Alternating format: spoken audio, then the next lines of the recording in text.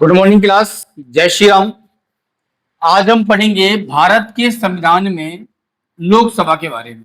किसके बारे में पढ़ेंगे? लोकसभा के बारे में। जैसे कि मैंने बताया था अनुच्छेद जैसे कि मैंने बताया था आपके लिए अनुच्छेद 79 के अनुसार। क्या बताया था बेटा? अनुच्छेद 79 के अनुसार संसद के बारे में बताया गया है ना। अनुच्छेद 79 में संसद के बारे में बताया गया है। ये मैंने आपको पिछली क्लास में बता दिया था, है ना। तो अनुच्छेद 79 के अनुसार क्या बोला गया है कि राष्ट्रपति, लोकसभा और राज्यसभा इन तीनों को मिलाकर क्या हो जाएगी, अपनी भारत की संसद बन जाएगी। ठीक है ना। और भारत की संसद ही भारत के लिए कानून बनाती है, ये भी आपको याद रखना है। ठीक है ना। तो मैंने आपको क्या बताया था बेटा? संसद के बारे में बताया था, है ना। संसद में कौन होता है? राष्ट्रपति होता है। कौन होता है? राष्ट्रपति होता है। राष्ट्रपति के हस्ताक्षर के बिना कोई भी कानून नहीं बनता। ठीक है ना। इसमें एक होता है राज्यसभा। क्या होता है? राज्यसभा होता है ना। राज्यसभा के बारे में मैं आपको पूरा पढ़ चुका हूँ, है ना। 3 क्लास लगी इसको पढ़ाने में और तीनों क्लास में मैंने आपके लिए एकदम विस्तार से बताया है। यदि राज्यसभा से क्वेश्चन आएगा तो उन 3 क्लास में से ही आएगा, है ना। ध्यान रखना आपके लिए। और ये क्लासेस आपके यूट्यूब पर भी अपलोड है ना। यदि क्लास में कोई मिस कर दी है तो आप क्लास जो है ना यूट्यूब पर जाकर देख सकते हो, है ना। और फिर भी कोई डाउट हो तो मैं उपस्थित हूँ, आप मुझसे क्वेश्चन पूछ सकते हो, डाउट पूछ सकते हो। ठीक है। चलिए, इसके बाद अपन ने एक सेकंड पढ़ा था बेटा लोकसभा। क्या पढ़ा था? लोकसभा पढ़ा था, है ना। अब हम क्या पढ़ेंगे? लोकसभा पढ़ेंगे। ठीक है ना। संसद का जो सदन है आपका, लोकसभा पढ़ेंगे। और ये लोकसभा जो है ना, भारत का जो मेन पावर है वो लोकसभा के पास है, सबसे बड़ा पावर। क्योंकि हमारा भारत लोकतांत्रिक गणराज्य है ना। मतलब लोगों के द्वारा चुनी हुई सरकार जो है ना वो मेन है। तो और लोगों के द्वारा चुनी हुई जो आपकी सरकार होती है वो होती है लोकसभा। क्योंकि इसमें जो है प्रत्यक्ष रूप से या डायरेक्टली जो है ना भारत के नागरिक वोट देते हैं। भारत के नागरिक मीन्स हम, जिसकी उम्र 18 साल की हो गई हो, वो व्यक्ति वोट देने के हकदार में रहता है और वो वोट देता है ना। वयस्क कहलाता है ना। और वो व्यक्ति जाकर लोकसभा के जो प्रतिनिधि होते हैं उनको चुनते हैं। इनका जो मतदान होता है वो गुप्त मतदान होता है, ये आपको ध्यान रखना है। कैसा होता है बेटा? गुप्त मतदान होता है इनका। क्या है बेटा? गुप्त मतदान मतलब होता है पर्सनली जो है ना आप जिसको चाहे उसको वोट दे सकते हो, ऐसा जो है इनका होता है। ठीक है। तो इसका जो बेटा जो मतलब वो किया गया था कि भैया 18 साल का व्यक्ति जो है वो वयस्क कहलाएगा। वो कब कहलाएगा बेटा? तो संविधान में क्या हुआ था? संविधान में ये हुआ था, संशोधन हुआ था। संविधान में संशोधन हुआ था। जो भी काम होता है तो वो संविधान में संशोधन करके उसको ऐड किया जाता है ना। तो ये ऐड कब हुआ था बेटा? ये हुआ था 61वें संविधान संशोधन में। कब हुआ था? 61वें संविधान संशोधन में किया गया था। संविधान संशोधन 1989 में। कब? 1989 में। ये आपको ध्यान रखना है ना। कब हुआ था? 1989 में भारतीय संविधान में एक क्या गया, संशोधन किया गया। और संशोधन करके ये बोला गया कि भाई जो बच्चा 18 साल का हो जाएगा वो वयस्क कहलाएगा। क्या कहलाएगा?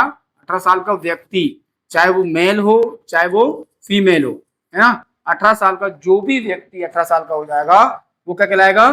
व्यस्क कहलाएगा। क्या कहलाएगा बेटा? व्यस्क कहलाएगा। उसको वोट देने का अधिकार हो जाएगा ना। वोट देने का अधिकार हो जाएगा। क्लियर है? ठीक है ना। वोट देने का अधिकार हो जाएगा। इसीलिए जो है ना 18 साल का व्यक्ति वयस्क कहलाता है, वोट देने का अधिकार हो जाता है। वो अपने फैसले खुद लेने का अधिकार बन जाता है। ठीक है। अपने खुद के पर्सनल फैसले, पर्सनल लिबर्टी जो आपकी होती है वो, मतलब 18 साल की उम्र में जो है ना अपने खुद के फैसले खुद ले सकता है ना। अपने खुद का फैसला सबसे मेन क्या है? वोट देने का, है ना। वोट देने का अधिकार उसको हो जाता है। वो खुद के फैसले ले सकता है किस पार्टी को वोट देना है, किसको वोट देना है, इस प्रकार से, है ना। तो ये भारत के संविधान में संशोधन किया गया था। 61वां संविधान संशोधन किया गया था, 61 नंबर का, है ना। और संशोधन ये हुआ था 89 में, 1989 में इसका संशोधन हुआ था। और संशोधन में संविधान में लिख दिया है कि 18 साल का व्यक्ति जो है वो वयस्क कहलाएगा, वो वोट देने का अधिकार हो जाएगा। जो भी व्यक्ति 18 साल का हो जाता है वो डायरेक्टली जाकर, है ना, लोकसभा के निर्वाचन में जाकर अपना वोट देकर अपनी सरकार चुनता है, क्योंकि सरकार हमारी लोकतांत्रिक। ठीक है। तो ये आपको ध्यान रखना है बेटा, ध्यान रखना। सरकार ने आपको 18 साल का जो व्यक्ति बताया है वो 61वें संविधान संशोधन 1989 के अनुसार बताया है। आप 18 साल के हो जाते हो, वोट देने का अधिकार आपको हो जाता है, आपका वोटर आईडी बन जाता है। ठीक है, क्लियर है। तो लोकसभा का जो चुनाव होता है वो प्रत्यक्ष भारत के नागरिकों द्वारा चुना जाता है और लोकसभा संसद का प्रथम सदन होता है। ये आपको ध्यान रखना। क्या होता है बेटा? प्रथम मतलब पहला सदन होता है। क्या होता है? पहला सदन होता है। लोकसभा संसद का पहला सदन होता है। साथ में ही हम बोल दें तो बेटा ये निम्न सदन होता है। क्या होता है? निम्न सदन होता है। और साथ में हम बोले ये अस्थायी सदन होता है। क्या होता है? अस्थायी सदन होता है। ये मैं आपको तीनों जब मैंने बताया था आपके लिए राज्यसभा पढ़ा था तो मैंने बता दिए थे आपको कि लोकसभा को प्रथम सदन होता है, लोकसभा का निम्न सदन होता है और लोकसभा एक अस्थायी सदन होता है जो भंग हो सकता है ना। जो क्या हो सकता है? भंग हो सकता है, ये स्थायी नहीं है। क्लियर है? ये क्या हो सकता है बेटा? भंग हो सकता है। इसको राष्ट्रपति के द्वारा कभी भी भंग किया जा सकता है। क्लियर है? भंग मतलब राष्ट्रपति घोषणा करता है कि लोकसभा को भंग करने का, लेकिन उसका मेन परामर्श मंत्रिमंडल देता है और मंत्रिमंडल का मुख्य व्यक्ति होता है प्रधानमंत्री। तो प्रधानमंत्री के कहने पर राष्ट्रपति लोकसभा को कभी भी किसी भी वक्त भंग कर सकता है और जब भी कभी लोकसभा भंग होगी तो उसका डबल से निर्वाचन किया जाएगा, डबल से चुनाव होंगे। ठीक है, ध्यान रखना। तो लोकसभा को भंग किया जा सकता है, इसीलिए जो आपका है लोकसभा अस्थायी सदन होता है, मतलब ये स्थायी नहीं होता है ना।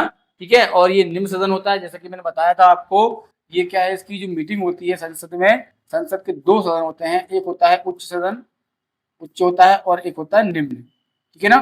तो नीचे जो बैठक लगती है वो निम्न होता है, ऊपर जो लगती है वो उच्च होता है।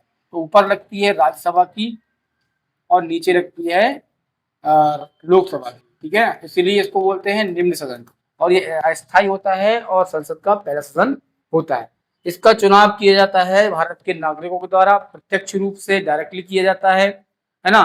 और जो बच्चा 18 साल का हो जाता है वो वयस्क कहलाता है 61वें संविधान संशोधन 1989 के अनुसार। और वयस्क व्यक्ति ही वोट देने का अधिकार में रहता है और वो वयस्क व्यक्ति ही जाकर वोट देता है लोकसभा के चुनाव में। ठीक है, क्लियर है। और साथ साथ में आपको ये भी ध्यान रखना है जो मंत्री परिषद होता है बेटा ना, मंत्री परिषद जो होता है, मंत्री परिषद जो होता है वो लोकसभा के प्रति, किसके प्रति? लोकसभा के प्रति क्या होता है बेटा? उत्तरदायी होता है। क्या होता है? उत्तरदायी होता है। क्लियर है? लोकसभा के प्रति उत्तरदायी होता है अनुच्छेद 75 के 3 के अनुसार, है ना।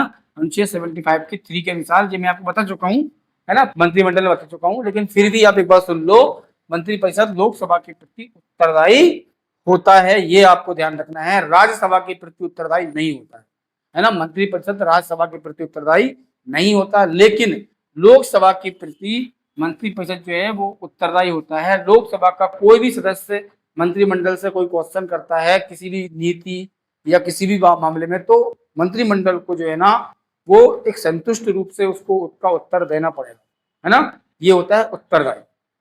ठीक है बेटा, ये हो गई आपकी लोकसभा ना। क्लियर है? चलिए, अब लोकसभा जब आम निर्वाचन होता है बेटा, आम चुनाव जब भी होता है, हर 5 साल में लोकसभा का चुनाव होता है, नई सरकार बनती है ना। तो हर 5 साल में लोकसभा का चुनाव होता है। लोकसभा के आम चुनाव के बाद जो पहली बैठक होती है, पहली बैठक में तो क्या होता है बेटा? पहली बैठक में तो जो प्रोटेम स्पीकर होता है, मतलब अस्थायी अध्यक्ष, वो सभी सदस्यों को शपथ दिलाता है। ठीक है ना, सभी सदस्यों को शपथ दिलाता है। ठीक है, ये आपको ध्यान रखना है। प्रोटेम स्पीकर ऑलरेडी रहता है शपथ दिलाने के लिए लोकसभा का चुनाव जब भी होता है। ठीक है, तो लोकसभा के चुनाव में पहली बैठक में सभी सदस्यों को जो है आपकी शपथ दिलाई जाएगी। इसके बाद है ना, पहली बैठक में या दूसरी बैठक में जो आपका है ना, सभी लोकसभा के सदस्य मिलकर अपनी सदस्यता के लिए एक अध्यक्ष चुनते हैं और एक उपाध्यक्ष चुनते हैं, है ना। अध्यक्ष मुख्य होता है, लोकसभा का जो मेन व्यक्ति होता है वो होता है अध्यक्ष, है ना। जिसके सामने जो होती है बैठक होती है, जब भी बैठक होती है उसका मेन अध्यक्ष होता है ना। जैसे अभी वर्तमान में लोकसभा के अध्यक्ष ओम बिरला है ना। क्लियर है? ओम बिरला है, तो अध्यक्ष होता है। और अध्यक्ष चुनता कौन है? लोकसभा के सभी सदस्य मिलकर सर्वसम्मति से अपने सदस्यों में से किसी एक व्यक्ति को अध्यक्ष बनाते हैं और किसी एक को उपाध्यक्ष बनाते हैं। दो सदस्य जो है ना आपके, एक जो है अलग स्थिति उनकी होती है अध्यक्ष और उपाध्यक्ष की, और जो लोकसभा के सदस्य ही मिलकर सर्वसम्मति से उसको चुनते हैं। ठीक है, क्लियर है। और अनुच्छेद 93 के अनुसार ध्यान रखना है, अनुच्छेद 93 के अनुसार जो है ना क्या है बेटा, एक अध्यक्ष और एक उपाध्यक्ष लोकसभा के सदस्य चुनते हैं। अनुच्छेद 93 के अनुसार ना, अनुच्छेद 93 के अनुसार जो है एक अध्यक्ष और एक उपाध्यक्ष चुना जाता है ना, एक अध्यक्ष चुना जाता है लोकसभा में और एक उपाध्यक्ष चुना जाता है सर्वसम्मति से, ठीक है ना, सर्वसम्मति से चुना जाता है, ये आपको ध्यान रखना है ना। जो पूरी बैठक का सभापति होता है, ऐसा सभापति होता है अध्यक्ष, ठीक है, इस प्रकार से, ठीक है। चलिए अब नेक्स्ट देखेंगे बेटा लोकसभा के बारे में। अभी जनरल सी बात चल रही थी इसकी, दोनों सदस्यों की ना, लोकसभा के बारे में बात करेंगे, है ना। लोकसभा में बोला गया था मूल संविधान में, इसमें बोला गया था मूल संविधान में बोला गया था लोकसभा में कि लोकसभा में 500 सीटें हो सकती है ना, कितनी होंगी बेटा, 500 सीटें हो सकती हैं, ऐसा बोला गया था, है ना, हो सकती है।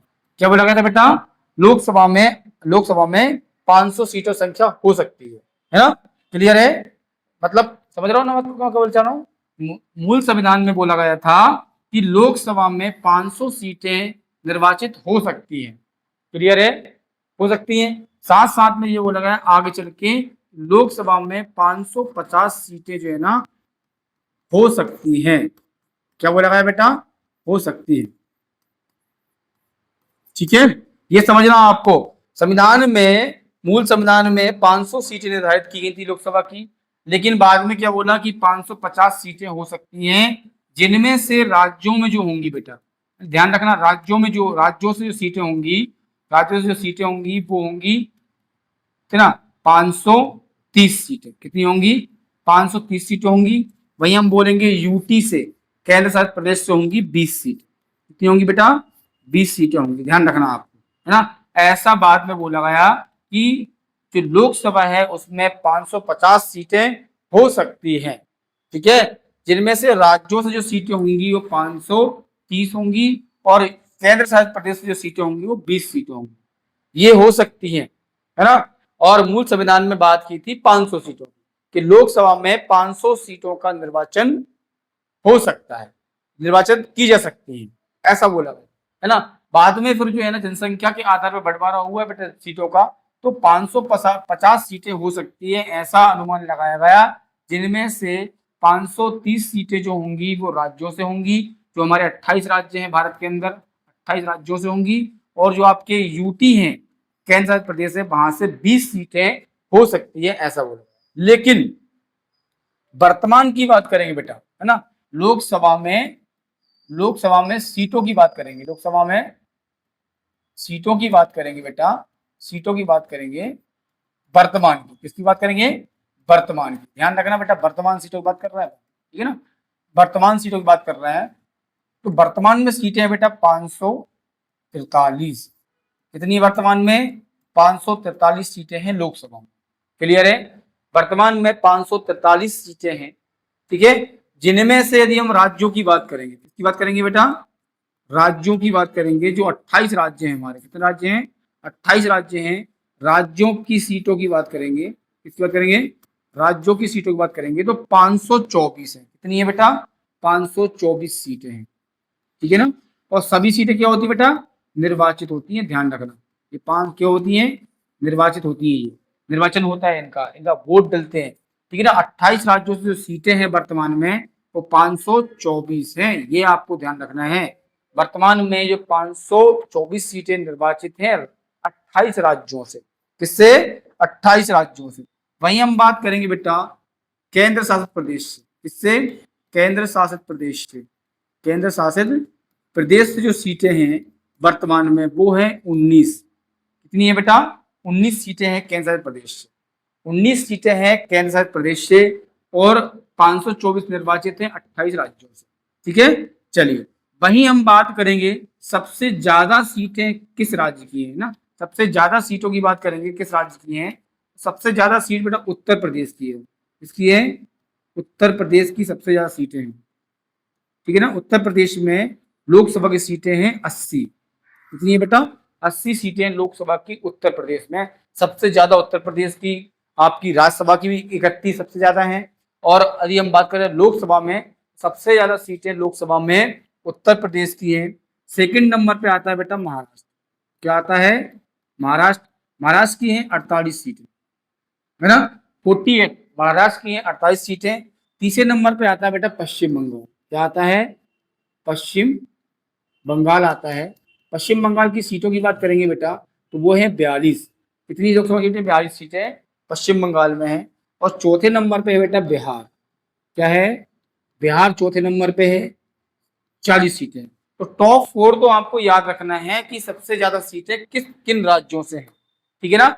लोकसभा में 524 सीटें जो निर्वाचित हैं वर्तमान में, उनमें से सबसे ज्यादा सीटें हैं 80 उत्तर प्रदेश की, महाराष्ट्र की हैं 48, पश्चिम बंगाल की हैं 42 और 40 हैं बिहार की। ये टॉप 4 है, ठीक है ना। टॉप 4 जो है आपके ये है। क्लियर है? ये राज्यों की बात कर रहे हैं। किसकी बात कर रहे हैं? राज्यों की बात कर रहे हैं, ठीक है। वहीं हम बात करें बेटा मध्य प्रदेश की सीटें कितनी है, क्योंकि मध्य प्रदेश के निवासी आप हो तो आपको पता होना चाहिए। तो 29 सीटें जो है ना वो मध्य प्रदेश की है। 29 लोकसभा की मध्य प्रदेश में 29 सीटें, ठीक है। सबसे ज्यादा उत्तर प्रदेश की है, महाराष्ट्र की 48 है, पश्चिम बंगाल की 42 है और बिहार की 40 है, ठीक है। सबसे कम की बात करेंगे बेटा तो सबकी कम की बात करेंगे तो बेटा है ना सिक्किम, नागालैंड और मिजोरम, है ना। सिक्किम, नागालैंड और मिजोरम, इनकी बेटा एक एक सीट है। ध्यान रखना कितनी है? एक एक सीट इनकी है ना। सिक्किम, मिजोरम और नागालैंड, इनकी एक एक सीट है। सबसे कम राज्यों की बात कर रहा हूं मैं ना, अभी यूटी पे नहीं गया हूं, है ना। तो सिक्किम, नागालैंड और मिजोरम की एक एक सीटें हैं, ध्यान रखना है आपके लिए। और सबसे ज्यादा है आपकी उत्तर प्रदेश की और मध्य प्रदेश की 29 सीटें हैं, है ना। ये 524 जो निर्वाचित जो आपके क्षेत्र हैं, जो आपकी निर्वाचित सीटें हैं, उनकी बात कर रहा हूँ राज्यों में। अभी यूटी को मैंने ऐड नहीं किया। टोटल तो 543 है, टोटल 543 है। 28 राज्यों में जो निर्वाचित है 524, इनमें से सबसे ज्यादा 80 किसकी है? उत्तर प्रदेश की है, महाराष्ट्र की 48 है, पश्चिम बंगाल की 42 है, बिहार की 40 है, मध्य प्रदेश की 29 है, सिक्किम, नागालैंड, मिजोरम की एक एक सीटें हैं, ठीक है ना। अब वही हम बात करेंगे यूटी की। किसकी बात करेंगे बेटा? यूटी, केंद्र शासित प्रदेश की सबसे ज्यादा सीटें किसकी है? सबसे ज्यादा बेटा दिल्ली की सीटें हैं। सबसे ज्यादा किसकी हैं? दिल्ली की सीटें सबसे ज्यादा हैं, वो है 7 सीटें, है ना। सबसे ज्यादा कैसा प्रदेश में है? दिल्ली की सीटें, है ना। दूसरे नंबर पे आपकी आती है बेटा जम्मू एंड कश्मीर। जम्मू कश्मीर आती है। जम्मू कश्मीर की सीटें हैं बेटा 5 सीटें जो आपकी जम्मू कश्मीर की हैं। 7 सीटें आपकी किसकी हैं बेटा? दिल्ली की हैं। और 2 सीटें आपकी अंडमान निकोबार द्वीप समूह की हैं। 2 सीटें किसकी हैं? 2 सीटें हैं अंडमान निकोबार, सॉरी अंडमान निकोबार की, दमन और दीप की है। किसकी है?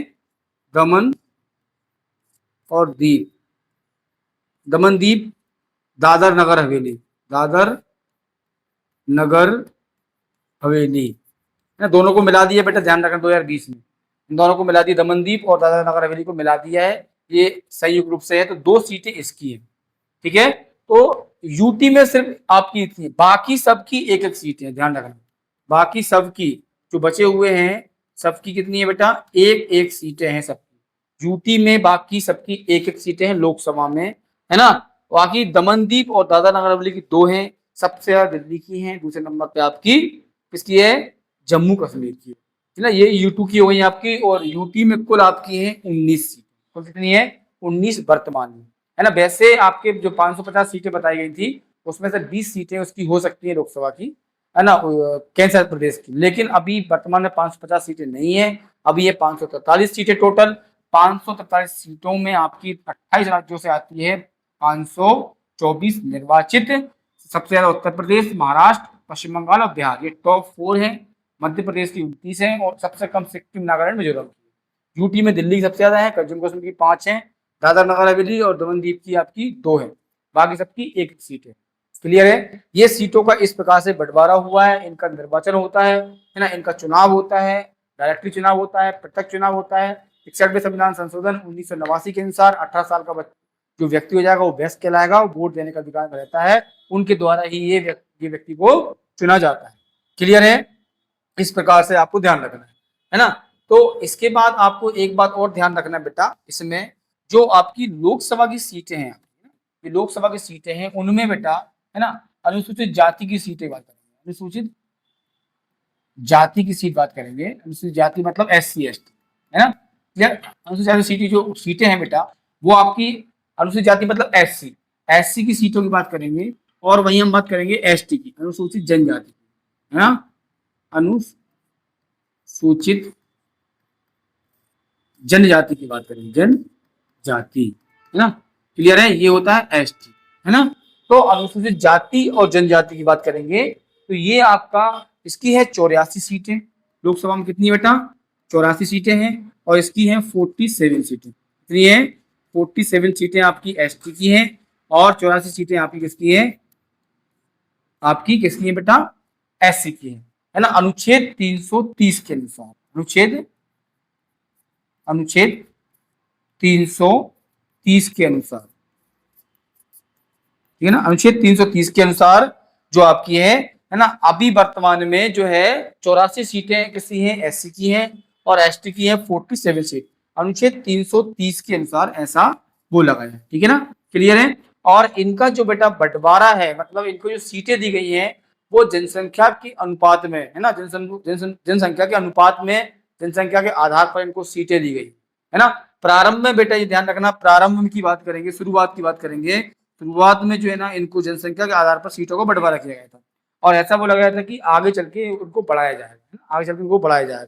लेकिन कहने का मतलब ये है, लेकिन बेटा ध्यान रखना, है ना, क्या बोला गया था कि अभी वर्तमान में इतनी सीटें हैं और 10 साल में ये सीटें बढ़ा दी जाएंगी, किस साल में, 10 साल में बढ़ा दी जाएंगी, क्लियर है। ऐसा बोला गया था जब संविधान में ये सीटों का निर्धारण किया जा रहा था नए परिसीमन के आधार पर, है ना, 10 साल में सीटों का क्या होगा बेटा, बढ़ोतरी होगी। लेकिन हर साल बेटा संविधान संशोधन करके ना, संविधान संशोधन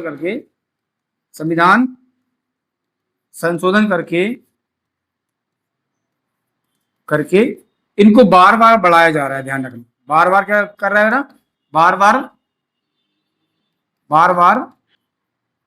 बढ़ाया जा रहा है, सीटों को नहीं, बढ़ाने की अवधि को, है ना। हर 10 साल में क्या होता है बेटा, 10 साल के लिए ना, 10 साल के लिए बढ़ाया जाता है, 10 साल के लिए, इधर लिख लो आप, 10 साल के लिए, 10 साल के लिए बढ़ाया जा रहा है ना। मतलब हर 10 साल में फिर संविधान संशोधन किया जाता है, फिर बढ़ा दिया जाता है, फिर किया जाता है, फिर बढ़ा दिया जाता है। मतलब हर साल जो है ना अनुच्छेद 330 और 332, है ना, इन दोनों के अनुसार जो है ना 330 और 332 के जो आपका अनुच्छेद है, इसमें आपके SC ST के बारे में बताया गया है, सीटों के बारे में। इसमें हर 10 साल में जो है ना संविधान संशोधन किया जाता है, और सीटों को जो है ना, मतलब सीटों को नहीं बढ़ाया जाता, समय को बढ़ा दिया जाता है कि सीटें अगले 10 साल में बढ़ाएंगे, अगले 10 साल में बढ़ाएंगे, ऐसा है ना। तो इस बार जो संशोधन हुआ है ना बेटा, इस बार संशोधन हुआ है बेटा, ये हुआ है 104वां संविधान, 104वां संविधान संशोधन हुआ, संविधान संशोधन हुआ। और संशोधन जो हुआ बेटा वो कब हुआ, 2019 में हुआ। क्या हुआ, 2019 में। और क्या बोला बेटा, और ये बोल दिया कि ये 2030 तक, है ना, 2030 तक, ध्यान रखना, 2030 तक ये सीटें जो हैं वो यथावत रहेंगी। क्या रहेंगी, यथावत, मतलब जैसी है वैसी ही रहेंगी, है ना, क्लियर है। मतलब जो SC की सीटें 84 हैं और ST की 47 है, जैसी है वैसी ही रहेंगी 2030 तक, 30 तक कोई बढ़ोतरी नहीं होगी, है ना। जब से संविधान में ये सीटों का निर्धारण किया गया है तब से आज तक जब भी बढ़ाने का मौका आता है तब यही बोल, है ना, संविधान में संशोधन कर दिया जाता है और बोल दिया था कि अगले 10 साल तक ये ऐसी रहेंगी, फिर बोल दिया जाता है अगले 10 साल तक ऐसी रहेगी। ऐसा टाइम पीरियड को बढ़ाया जा रहा है, सीटें नहीं बढ़ाई जा रही, ठीक है ना, सीटें नहीं बढ़ाई जा रही है। और फिर ऐसा मौका आया बढ़ाने का तो फिर संविधान में 104वां संविधान संशोधन कर दिया 2019 में, ध्यान रखना, कब किया था, 2019 में। और बोल दिया कि SC ST की जो सीटें हैं वो ऐसी ही रहेंगी जैसी है, 84 और 47, क्लियर है। ऐसा मतलब संविधान संशोधन कर दिया, है ना। और किस अनुच्छेद में किया था बेटा, किस अनुच्छेद में किया था, तो अनुच्छेद किया था 334 में, है ना, 334 जो अनुच्छेद है उसमें जो है आपका संविधान संशोधन किया। और कब किया, 2019 में 104वां संविधान संशोधन था, और बोल दिया कि SC और ST की जो सीटें जैसी हैं वैसी ही 2030 तक ऐसी ही रहेंगी, इनमें कोई बदलाव नहीं किया जाएगा 2030 तक, क्लियर है। ऐसा मतलब जो है निर्धारण किया गया था 104वें संविधान संशोधन 2019 तक, ठीक है ना, 30 तक अब नहीं किया जाएगा, है ना। इसके बाद हम बात करेंगे बेटा, है ना, जो आपकी 500 जो 500 आपकी 43 सीटें हैं, है ना, लोकसभा में कितनी सीटें हैं बेटा, लोकसभा में 543 सीटें, ध्यान रखना, है ना, क्लियर है, 543 सीटें लोकसभा में है ना, उनमें आपकी 2 सीटें होती थी एंग्लो इंडियंस, किसकी होती थी, एंग्लो इंडियंस की होती थी, है ना, एंग्लो इंडियन मतलब आंग्ल भारतीय, है ना, आंग्ल भारतीय, है ना, आंग्ल भारतीय, है ना, आंग्ल भारतीय होते हैं ना, उनकी सीट होती थी 2 सीटें, है ना, लेकिन संविधान ने इसको भी खत्म कर दिया, जो आंग्ल भारतीय सीटें थी उनको भी खत्म कर दिया है संविधान ने। कब किया गया बेटा, तो ये भी किया है 104वें संविधान संशोधन, कब किया गया है, 104वें संविधान संशोधन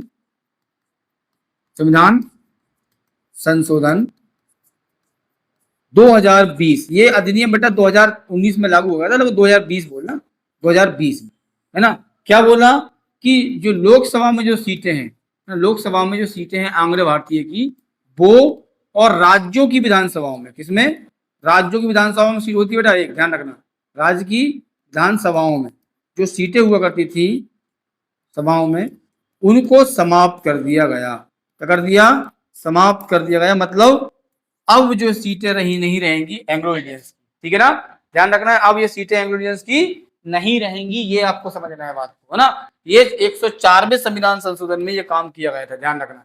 लोकसभा में अभी वर्तमान में 543 सीटें हैं बेटा, वो सभी क्या हैं, निर्वाचित हैं, क्या है, निर्वाचित हैं, एंग्लो इंडियन सीट एक भी नहीं है, है ना, एंग्लो इंडियन सीट भारतीय आंग्ल भारतीय जो थे 2 सीटें लोकसभा में थी, उनको 104वें संविधान संशोधन 2020 के अधिनियम के तहत बोल दिया कि लोकसभा में वो सीटें जो रहे वो नहीं रहेंगी आंग्ल भारतीय या एंग्लो इंडियंस, और राज्यों की विधानसभा में जो एक एक सीट हुआ करती थी वो भी नहीं रहेगी, अब क्या नहीं रहेगी बेटा, ये नहीं रहेगी, अब समझ आया कि नहीं है बेटा, ऐसा मतलब जो है ना निर्धारण किया गया था भारत के संविधान में, कर दिया गया कि अब आंग्ल भारतीय सीटें राज्यों की विधानसभाओं में भी नहीं होंगी और लोकसभा में भी नहीं होंगी, ठीक है ना, आंग्ल भारतीय सीटें 104वें संविधान संशोधन 2020 द्वारा इसको खत्म कर दिया, ठीक है ना, साथ में ही बेटा 104वें संविधान संशोधन जो मैंने बताया आपको, है ना, 104वें संविधान संशोधन जो 2019 में जो आपका पारित हुआ था,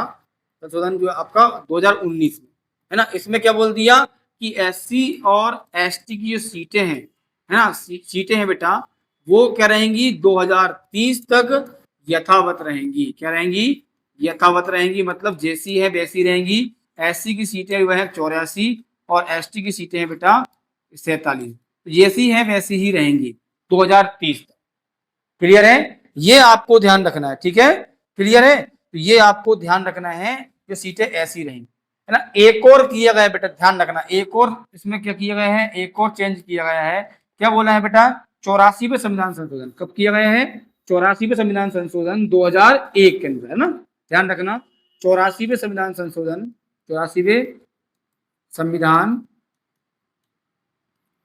संशोधन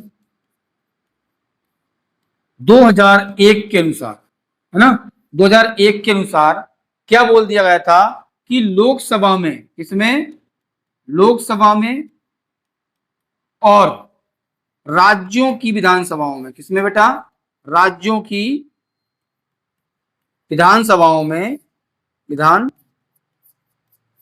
में, जितनी सीटें हैं, जितनी सीटें वर्तमान में हैं उतनी ही 2026 तक रहेंगी, है ना, रहेंगी, मतलब कोई बढ़ोतरी नहीं की जाएगी 2026 तक, अब 26 से चल रहा है, अब जनगणना होगी आपकी 2027 में, है ना, 26 में स्टार्ट हो जाएगी, मार्च में आपकी, मार्च अप्रैल में, ये आपकी 27 के एंड तक जनगणना होगी आपकी, फिर परिसीमन बनेगा आपका, है ना, वो तो आपकी 30 के आसपास बढ़ सकती है ना, मतलब 28 में जो चुनाव होगा आपका, 28 में चुनाव होने वाले हैं लोकसभा के, उन चुनाव में लगभग सीटें बढ़ सकती हैं परिसीमन के बाद, और यदि 2028 के चुनाव से पहले परिसीमन नहीं हुआ, है ना, तो फिर वो अगले 10 साल के लिए चली जाएगी, फिर नई सरकार बनेगी, फिर 10 साल बाद फिर आपकी जनगणना होगी, फिर परिसीमन बनेगा, ऐसा जो है ना आपका बढ़ता चला जाएगा, है ना, फिर भी नहीं बढ़ सकती, लेकिन 2026 तक तो उन्होंने क्या है, एक रास्ता निकाल दिया संविधान में संशोधन करके, 84वें संविधान संशोधन 2001 में बोल दिया कि भैया लोकसभा में जो सीटें हैं आपकी वो वैसी ही रहेंगी जितनी थी,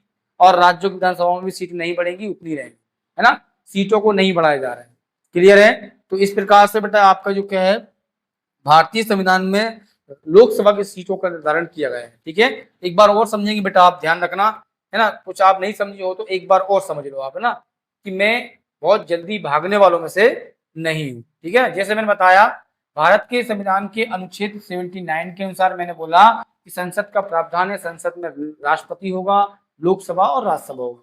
राज्यसभा हमने पूरा पढ़ लिया है, 3 क्लास में पूरा अच्छे से पढ़ा है। यदि को क्लास नहीं ली है तो यूट्यूब पर अपलोड है, वहां देख लेंगे आप, है ना। लोकसभा जो होता है आपका, वो हमारे संसद का प्रथम सदन होता है ना, निम्न सदन होता है और अस्थायी सदन होता है।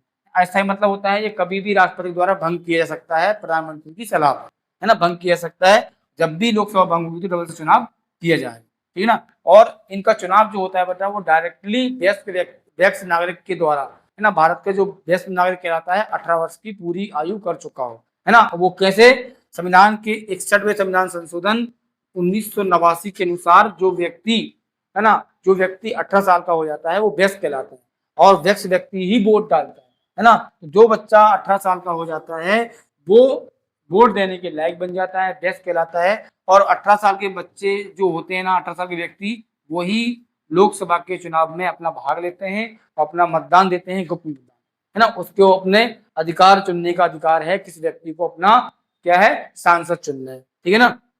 क्लियर है? और अनुच्छेद 93 के अनुसार जब भी चुनाव होगा, जब चुनाव किया जाएगा, चुनाव के बाद, है ना, चुनाव के बाद उसी जो लोकसभा के सदस्य होते हैं उन्हीं में से 2 व्यक्तियों को एक अध्यक्ष और एक उपाध्यक्ष चुना जाता है, अनुच्छेद 93 के अनुसार, ठीक है ना। वही हम बात करेंगे मंत्रिपरिषद लोकसभा के प्रति उत्तरदायी होता है, ठीक है ना। लोकसभा के प्रति होता है, राज्यसभा के प्रति नहीं होता है, ठीक है ना। ये आपको ध्यान रखना है। और ये आपका क्या होता है, अपना लोकसभा निम्न सदन होता है।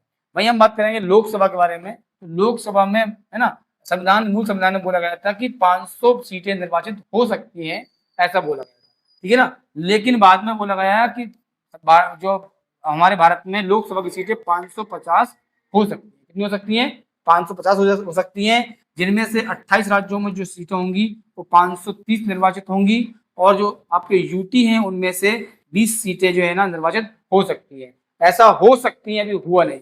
लेकिन वर्तमान में जो सीटें हैं आपकी बेटा, वर्तमान में 543 सीटें हैं।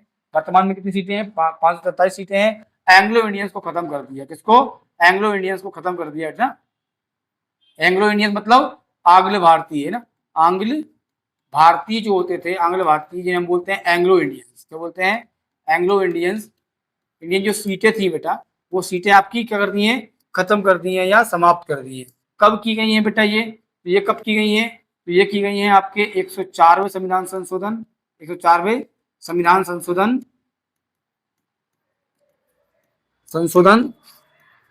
2020 के द्वारा बोल दिया गया है कि जो लोकसभा है उसमें जो सीटें थी आंग्ल भारतीय वो समाप्त हो गई हैं। साथ साथ में इसी संविधान संशोधन में बोला गया है कि राज्यों में जो थी आंग्ल भारतीय वो भी समाप्त हो गई, ठीक है ना। अब जो बची 543 वो पूरी क्या बची? निर्वाचित बची है। 28 राज्यों से चुनी जाती है 524 सीटें, ठीक है ना। 524 सीटों में सबसे ज्यादा सीट किसकी है बेटा? उत्तर प्रदेश की है 80 सीटें, सबसे ज्यादा उत्तर प्रदेश की है। सेकंड नंबर पर महाराष्ट्र की है 48, है ना। पश्चिम बंगाल की है 42 और बिहार की है 40। जिनमें से सबसे कम की बात करें तो सिक्किम, नागालैंड और मिजोरम की एक सीट है राज्यों में, है ना। मध्य प्रदेश की 29 सीटें। मध्य प्रदेश क्यों बता रहा हूँ मैं आपको? मध्य प्रदेश के निवासी, आपको इतना पता होना चाहिए, है ना। केंद्र शासित प्रदेशों की बात करेंगे तो 19 सीटें वर्तमान में है। दिल्ली की सबसे ज्यादा है 7 सीटें, जम्मू कश्मीर की 5 सीटें हैं, और दमनदीप और आपकी ये दमनदीप और दादरा नगर हवेली, है ना, यहाँ से 2 सीटें हैं। बाकी सबसे एक सीटें, आपको ये ध्यान रखना है, ठीक है। आंग्ल भारतीय जो आपकी हैं या एंग्लो इंडियंस की जो सीटें हैं वो समाप्त कर दी हैं 104 संविधान संशोधन 2020 के द्वारा। राज्यों से भी खत्म कर दी हैं और केंद्र से भी खत्म कर दी हैं, ठीक है ना। वहीं हम बात करेंगे अनुसूचित जाति की सीटें और जनजाति की सीटों की बात करेंगे। अनुसूचित जाति जनजाति की जो एससी और एसटी की सीटें हैं, तो एससी की हैं 84 सीटें, एसटी की हैं 47 सीटें। ये आपकी ये जनसंख्या के आधार पर ये इनका निर्धारण किया गया था, है ना। और जब से किया गया है, जब से ये बोला गया है कि अगले 10 साल में इनको बढ़ा देंगे, लेकिन हर बार संविधान संशोधन किया जाता है और हर बार ये बोल दिया जाता है कि अगले 10 साल तक वैसे ही रहेंगे, अगले 10 साल तक वैसे ही रहेंगे, अगले 10 साल तक वैसे ही रहेंगे। ऐसा ही आपका संविधान संशोधन किया गया 104वां संविधान संशोधन सन 2019 में। क्या बोल दिया है? 2030 तक जो सीटें हैं वो वैसी ही रहेंगी 84 और 47 ही रहेंगी SC ST की।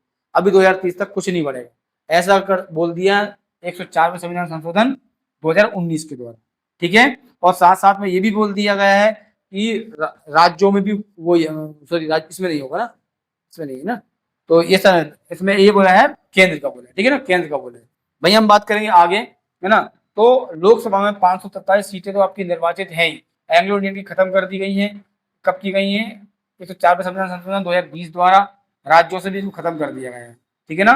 तो ये आपको ध्यान रखना है। साथ साथ में ये भी बोला गया है कि 84 में संविधान संशोधन सन 2001 में कि लोकसभा और राज्यसभा की सीटों जो वर्तमान में है वो 2026 तक वैसी रहेंगी, वो नहीं बढ़ेंगी, है ना। ये तो जनरल सी बात है, लोकसभा की सीटों के बारे में बताया मैंने आज की क्लास में आपको, है ना। आपको सीटें पता होना चाहिए, है ना। क्लियर है। अब मिलेंगे हम नेक्स्ट क्लास में। जय श्री राम।